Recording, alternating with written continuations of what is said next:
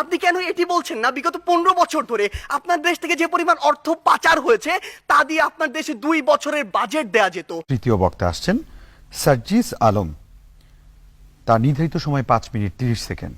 ধন্যবাদ বিজ্ঞ বিচারক মণ্ডলী। বিজ্ঞ বিচারক মণ্ডলী, আজকে পক্ষ দলের তৃতীয় বক্তা যেখানে শেষ করেছে সেখান থেকে শুরু করতে চাই। তিনি মাত্র বললেন যে ওয়ার্ল্ড র্যাঙ্কিংয়ে পাকিস্তানের 9টি বিশ্ববিদ্যালয় রয়েছে, কিন্তু সবচেয়ে দুঃখের কথা সেটি পাকিস্তানের মতো রাজনৈতিকভাবে এত বড় একটি অস্থিতিশীল দেশেরও যখন 9টি বিশ্ববিদ্যালয় 1000-এর মধ্যে র্যাঙ্কিংয়ে থাকে বিশ্বে, আমার বাংলাদেশের 3টিও থাকে না। আমার বাংলাদেশ এ কারণেই সফলতম হতে পারে না। তিনি আজকে বললেন আমরা নাকি আমাদের যে স্বপ্ন সেটিকে বিশ্বাস করি না।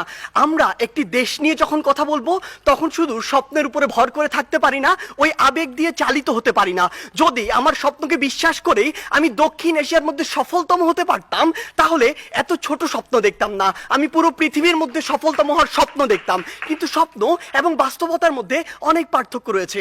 আজকে তাদের 3 বক্তা যে তথ্যগুলো দিয়ে গেলেন, তাদের তথ্য অনুযায়ী 1971 থেকে আজকে 2022 সালে এসে বাংলাদেশ প্রত্যেকটি ক্ষেত্রে উন্নত হয়েছে। হ্যাঁ, আমরা বিশ্বাস করি উন্নত হয়েছে, কিন্তু দক্ষিণ এশিয়ার অন্যান্য দেশ কিংবা পৃথিবীর অন্যান্য দেশ কি বসে রয়েছে? বিজ্ঞ বিচারক মণ্ডলী, একটু লক্ষ্য করুন। 2020 সালের তথ্য মতে বাংলাদেশের যে অর্থনীতি, এটি হচ্ছে বিশ্বের 35তম বড় অর্থনীতির দেশ, যেটা 2035 সালে গিয়ে হবে বিশ্বের 25তম বড় অর্থনীতির দেশ। বাংলাদেশের উন্নতি হচ্ছে, হবে। আপনি যদি ভারতের দিকে তাকান, ভারত বর্তমানে বিশ্বের 7ম বড় অর্থনীতির দেশ। 2035 সালে গিয়ে ভারত হবে বিশ্বের 3য় বড় অর্থনীতির দেশ।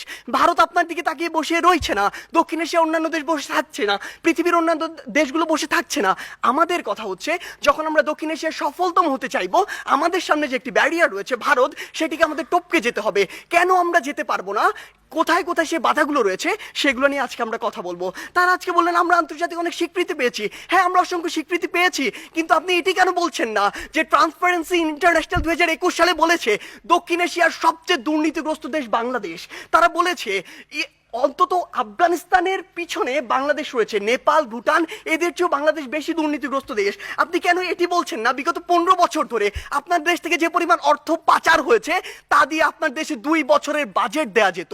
আমাদের সমস্যাগুলো এই জায়গায়। আপনি শিক্ষা নিয়ে কথা বলছেন, বাংলাদেশের শিক্ষা খাত যদি লক্ষ্য করুন, পৃথিবীর কোনো মধ্যম আয়ের দেশ, স্বল্পোন্নত দেশ কিংবা উন্নত দেশে জিডিপির মাত্র 2% শিক্ষা খাতে বরাদ্দ দেওয়া হয় না, বাংলাদেশে মাত্র 2% দেওয়া হয়। শুনে অবাক হবেন, এই 2%-এর অধিকাংশই চলে যায় আমাদের ওই শিক্ষক, কর্মকর্তা, কর্মচারীদের বেতন দিতে।